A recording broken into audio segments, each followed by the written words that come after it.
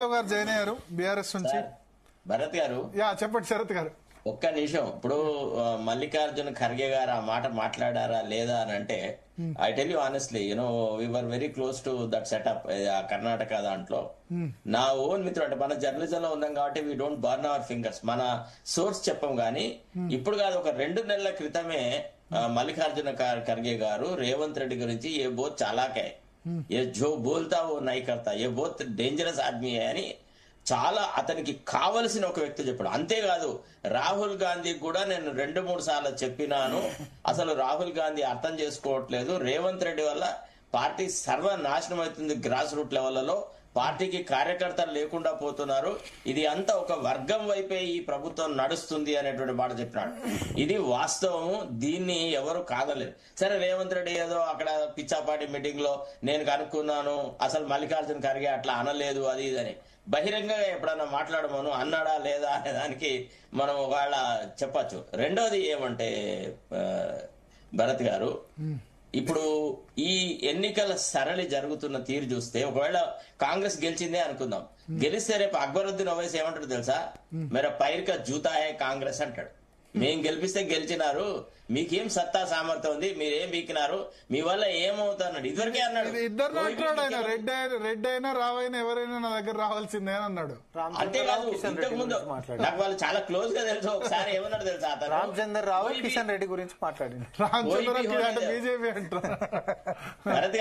భరత్ గారు ఇదివరకు కూడా ఒకసారి అక్బరుద్దీన్ ఓవైసీ ఏమన్నాడు తెలుసా, ముఖ్యమంత్రి ఎవడైనా మన పాదాల చెంత నిలబడాల్సిందే, మనని కాదని హైదరాబాద్ లో రాజ్యాధికారం రాదు,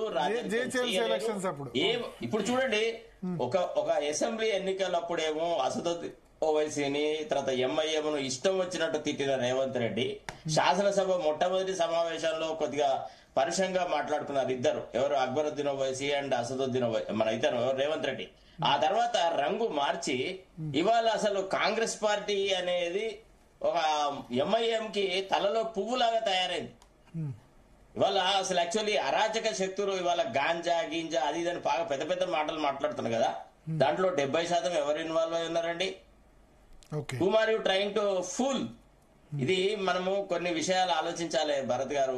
ఎలక్షన్స్ వస్తాయి పోతాయి అది పోతాయి, కానీ at our stage we must be very candid, very honest, and we should inculcate some good political culture.